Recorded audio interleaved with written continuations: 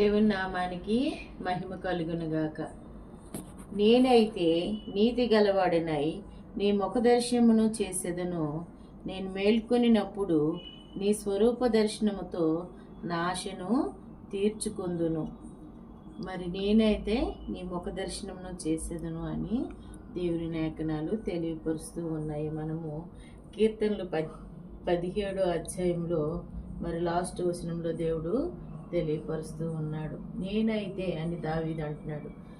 మరి దేవుని లేఖనాలు తెలియపరుస్తున్నాయి. మరి కీర్తనలు 11వ అధ్యాయంలో కూడా దేవుని లేఖనాలు ఏమని తెలియపరుస్తూ ఉన్నాయంటే, యథార్థవంతులు ఆయన ముఖ దర్శనం చేస్తారు అని. అదేవిధంగా మనం కొత్త నిబంధనలో కూడా చూస్తుంటే హృదయ శుద్ధి గలవారు దేవుని చూస్తారని.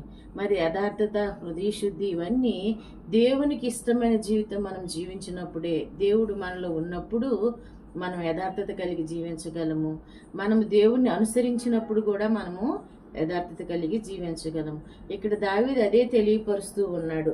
నేనైతే నీతి గలవాడనై నీ ముఖ దర్శనమును చేస్తాను.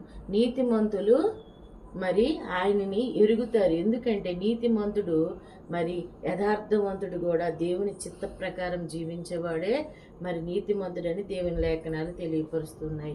మరి ఇక్కడ దావీదు చెప్పిన మాట కూడా అదే, నీతి గలవాడనై నీ ముఖ దర్శనం చేస్తాను అన్నాడు. అక్కడ కూడా మరి కీర్తనలు 15వ అధ్యాయంలో కూడా మనం చూస్తూ ఉన్నాము. యథార్థత కలిగి ఆయన గుడారంలో ఎవరైతే అతిథిగా ఉండగలుగుతాడో అంటే యథార్థమైన ప్రవర్తన కలిగిన వాడు, నీతిని అనుసరించిన వాడని దేవుని లేఖనాలు తెలియపరుస్తూ ఉన్నాయి. మనం ఎప్పుడైతే నీతిని అనుసరిస్తామో, యథార్థత కలిగి జీవిస్తామో, అప్పుడే ఆయన ముఖ దర్శనం మనము చేయగలము. దేవుడి వాక్యాన్ని దీవించి ఆశీర్వదించును గాక. ఆమేన్.